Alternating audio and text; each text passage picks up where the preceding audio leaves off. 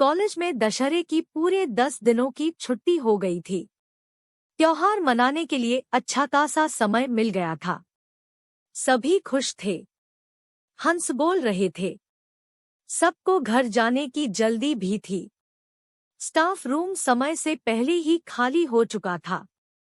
बरामदे में सब एक दूसरे को त्योहार की बधाइयां दे रहे थे, पर माधवी का मन तिनका तिनका बिखर रहा था।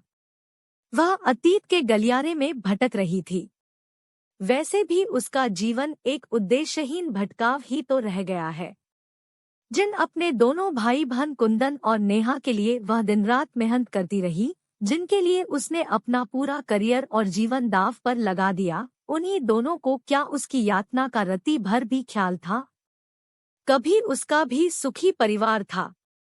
भले ही उसके पापा कम कमाते थे, पर बच्चों की जरूरतों का उन्हें हमेशा ख्याल रहता था। यह अलग बात थी कि वह चाहते थे कि कुंदन आईएएस ऑफिसर बन जाए, जिसके कारण उस पर कुछ ज्यादा कर्ज करते थे। कुंदन को महंगे कॉन्वेंट में पढ़ाने के लिए घर के सभी खर्चों में उन्हें कटौती करनी पड़ती थी। बेटियां साधारण स्कूल में ही पढ़ती थी, पर उनकी पढ़ाई का भी पूरा ख्याल रखते थे। देखते देखते समय निकल गया और माधवी एमएससी पूरा कर पीएचडी में रजिस्ट्रेशन के लिए प्रयास कर रही थी। उन्हीं दिनों उसकी मुलाकात आलोक से हुई थी, जो पीएचडी कर रहा था। जल्दी ही दोनों की दोस्ती प्यार में बदल गई थी, पर इस प्यार को शादी में बदलना बहुत ही मुश्किल था। काफी जद्दोजहद के बाद पापा रूढ़ियों और परंपराओं की संकीर्णता से बाहर आ अपनी बेटी की खुशी के लिए विजातीय लड़का आलोक से उसकी शादी के लिए तैयार हुए थे, पर एक शर्त पर कि मंगनी तो अभी होगी, पर शादी होगी आलोक को नौकरी मिलने के बाद। फिर दोनों परिवारों की सहमति से मंगनी हो गई थी, लेकिन नियति को माधवी की खुशी कभी रास नहीं आई। फिर एक भयंकर रोड एक्सीडेंट हुआ और माधवी के पापा अनंत में विलीन हो गए। इसके साथ ही उसके परिवार पर दुखों का पहाड़ टूट पड़ा। समाज के संकीर्ण दायरे में फंसे उसके मायके और होने वाले ससुराल के लोगों ने उसे अपशगुनी करार दे दिया। दुर्भाग्य के इस कठिन समय में सिर्फ एक आलोक ही था, जो हर तरह से उसके साथ था। वह अब भी माधवी से शादी करने और उसके परिवार की मदद करने के लिए तैयार था, पर यह माधवी के लिए निर्णय की घड़ी थी। अब उसके सामने उसकी मां गायत्री देवी थी, जो एक सीधी सादी घरेलू और पूरी तरह पति पर निर्भर महिला थी। पापा के बाद वह दुख और संताप से बिस्तर पकड़ ली थी। छोटी बहन नेहा और भाई कुंदन का भविष्य भी दांव पर लगा था। सबका विश्वास उसी पर टिका था। वह ऐसी परिस्थिति में सबको छोड़कर भला कैसे शादी कर सकती थी? उसने फैसला किया, नियति ने जो उसके लिए निर्धारित किया है, अब उसे उसी के साथ जीना है। उसने तत्काल निर्णय लिया, अपने परिवार की डूबती नैया को वह खुद पार लगाएगी, अपने पापा का स्थान लेगी। आलोक ने बहुत समझाया कि उससे शादी कर ले, पर माधवी नहीं मानी। शादी के बाद के पाबंदियों से वह अनजान नहीं थी। आलोक को उसने अपनी जिंदगी से बहुत दूर यह कहकर भेज दिया कि तुम कहीं और शादी कर अपनी जिंदगी नए सिरे से शुरू करो। तुम खुश रहोगे तो मैं भी खुश रह पाऊंगी। उसके जिद के आगे हार कर आलोक उससे दूर चला गया। अपनी पढ़ाई को तिलांजलि दे वह जल्द ही एक प्राइवेट स्कूल में पढ़ाने लगी थी। स्कूल के बाद वह ट्यूशन भी करने लगी, जिससे घर की गाड़ी पहले की तरह ही पटरी पर आ गई थी। नेहा और कुंदन पापा की तरह ही उसका सम्मान करते और हर बात में उसकी राय लेते। कुंदन की पढ़ाई में उसने कोई कसर नहीं छोड़ी थी। नेहा के कहने पर उसे भी कोचिंग क्लास में भेजने लगी थी। जैसे जैसे घर के खर्चे बढ़ रहे थे, उसकी व्यस्तता बढ़ती जा रही थी। वह सारे पैसे मां को सौंप देती थी। नेहा और कुंदन को जरूरत के हिसाब से मां पैसे देती। कुछ दिनों तक तो सब ठीक ठाक चला, पर जैसे दोनों कॉलेज में पहुंचे, दोनों के ही कर्ज कुछ ज्यादा ही बढ़ गए। घर का ढांचा ही बदलने लगा था। सारी सुविधा के बावजूद कुंदन की पढ़ाई का स्तर दिनोंदिन गिरते जा रहा था। उसकी सारी गतिविधियां ही बदलने लगी थी। अपने साथ पढ़ने वाले समृद्ध घर के लड़कों के साथ उसकी आवारागर्दी बढ़ने लगी थी। माँ को तो वह कुछ समझता ही नहीं था। जिस दीदी के सामने आने से पहले घबराता था, अब उससे भी जुबान लड़ाने लगा था। छोटी छोटी बातों में जब माधवी उसे डांटती तो सामने तन कर खड़ा हो जाता। नहीं पढ़ूंगा क्या कर लोगी? ज्यादा रौब दिखाओगी तो घर छोड़ दूंगा। अक्सर वह ऐसी ही बातों से अपनी दीदी को हतप्रभ कर देता। उसकी समझ में नहीं आता क्या करे। उसे लगता माँ के अत्यधिक लाड़ प्यार और चुप्पी ही कुंदन को बर्बाद कर रहा था। एक छुट्टी के दिन जब वह कुछ सामान लेकर लौट रही थी, रास्ते में गायत्री चाची मिल गई, जो माँ के समान ही उसे प्यार करती थी। जिद कर अपने घर ले गई। घर पहुंचते ही बिना किसी भूमिका के बोली, तुम्हें कुछ पता भी है जिन दोनों भाई बहन के लिए तू इतनी मेहनत कर रही हो, वे कर क्या रहे हैं? जब वही दोनों अपने लक्ष्य से भटक जाएंगे, तुम्हारी सारी मेहनत और त्याग व्यर्थ हो जाएगा। एक अनजानी आशंका से उसका हृदय धड़क उठा। मैं कुछ समझी नहीं। तुम्हारे इसी नासमझी का तो रोना है। तुमने कभी कुंदन की संगति पर ध्यान दिया है? बड़े बड़े पैसे और रसूख वाले क्रिमिनल टाइप लोगों के बेटों के साथ उसकी दोस्ती है, जो किसी भी तरह के गलत काम करने से पीछे नहीं हटते। और तुम्हारी नेहा वह भी कुछ कम नहीं है। जब देखो सक्सेना साहब के लड़के विक्की के साथ यहाँ वहाँ घूमती नजर आती है। उस दिन खुद मैंने उन दोनों को पटना के एक प्रसिद्ध होटल से बाहर निकलते देखा था। लड़का ढंग का होता तो उन दोनों के शादी की बातें भी सोची जा सकती थी। विक्की कितना बदनाम है, यह बात किसी से छुपी नहीं है। जाने कैसे नेहा इसके जाल फंस गई है। तुम्हें सब कुछ बताना जरूरी हो गया था, इसलिए वरना। सब कुछ सुनकर माधवी सन्न रह गई। काटो तो खून नहीं वाली स्थिति हो गई थी। गायत्री चाची के बदले कोई दूसरा होता तो एक बार जरूर सोचती, पर गायत्री चाची कभी झूठ बोल ही नहीं सकती थी। वह चुपचाप उठकर घर चली आई, अपना बैग टेबल पर रख कटे वृक्ष की तरह बिस्तर पर जा गिरी।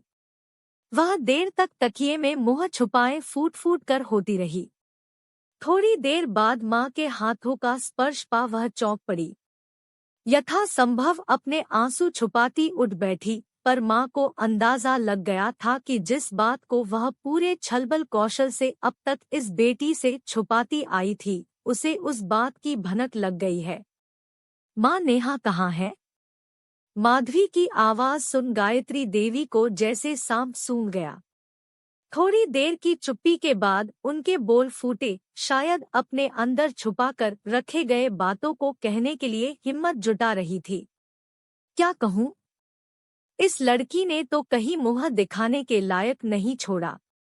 तुम सुबह से शाम तक खुद परेशान रहती हो, तो क्या बताती इसकी करतूतें। मैंने खुद कोशिश की, पर उस लड़के ने नेहा से शादी करने से इनकार कर अपने पापों से हाथ झाड़ लिया। तब कोई उपाय नहीं देख आज ही सुबह के बस से हाजीपुर जाकर उसे सरला के पास छोड़ आई हूँ। माधवी को समझते देर नहीं लगी कि माँ उसे सरला मौसी के पास क्यों छोड़ आई है। माँ की चचेरी बहन सरला मौसी डॉक्टर थी। अक्सर माँ के सुख दुख में काम आती थी। अब शायद नेहा को उसके कलंक से मुक्त कराने में सहायक बनी थी। सब सुन माधवी को ऐसा लगा जैसे किसी ने गर्म सलाखे उसके सीने में उतार दिया हो। पापा के जाने के बाद से उसने कठिन परिश्रम कर दोनों भाई बहन के जीवन को संवारने की हर संभव कोशिश की, क्योंकि कुंदन को लेकर पापा के अरमान हमेशा उसकी चेतना में रहें, पर सारे समीकरण जाने कब गड़बड़ा गए कुछ समझ नहीं पा रही थी। एक हफ्ते बाद माँ नेहा को सरला मौसी के यहाँ से लेकर बड़े मामाजी के पास मोतिहारी छोड़ आई। इस घटना के 2 महीने बाद अचानक एक दिन माँ उससे बोली, कहते मेरी जुबान जलती है बिटिया, पर क्या करूँ, नेहा ने मुझे कहीं का नहीं छोड़ा। तू बड़ी है पर तुझसे छोटी बहन की शादी की बात करने आई हूँ। तुम्हारे मामाजी ने नेहा की शादी के लिए कारपोरेशन में कार्यरत एक लड़के के घरवालों से बात की है। नेहा उन लोगों को पसंद है। तू थोड़ा कर्ज लेकर कुछ पैसे और गहने जो पापा ने तुम्हारे लिए बनवाए थे दे देती तो यह शादी निपट जाती। लड़के वालों की कोई मांग नहीं है। ठीक है अम्मा, सारे गहने दे दो, ये सब अब मेरे किस काम के हैं। पैसों का इंतजाम भी कर दूंगी। उसकी बातें शूल की तरह माँ के कलेजे में उतर गई। बड़ी बेटी की शादी की चर्चा किए बगैर छोटी की शादी में उत्साह दिखाना उन्हें खुद शर्मिंदा कर रहा था। नेहा की जीवन व्यवस्थित करते करते दूसरी परेशानी आ खड़ी हुई। कुंदन को ड्रग्स बेचने के आरोप में पुलिस ने गिरफ्तार कर लिया था। जेल से कुंदन के छूटने के कोई आसार नजर नहीं आ रहे थे। तभी माधवी को याद आया, उसके पापा के एक पुराने घनिष्ठ मित्र का बेटा उन दिनों पटना का एसपी था। माधवी ने जब उनसे बात की, उसके पापा का ख्याल कर उन लोगों ने कुंदन को किसी तरह जेल से रिहा करवा दिया, पर इस शर्त के साथ कि वह अब उसे किसी काम धंधा में लगाएं ताकि वह पीछे मुड़कर न देखे। कुंदन के जेल से रिहा होते ही गायत्री देवी उसे लेकर मुजफ्फरपुर चली गई। वहीं उन्होंने उसे अपने छोटे भाई के बिजनेस में पार्टनर बना दिया। कुंदन और नेहा के अपने अपने जीवन में व्यवस्थित करते करते पटना का घर भी बिक गया। उसके साथ ही माँ भी पटना छोड़ कुंदन के पास ही ज्यादातर रहने लगी। इस बीच माधवी के लिए बस एक ही बात अच्छी हुई कि वह नेट क्वालिफाई कर गई, जिससे लेक्चरर की नौकरी उसे मिल गई। कॉलेज के कैंपस में ही घर भी मिल गया। कुंदन ने खुद से शादी कर ली, माँ और भी व्यस्त हो गई।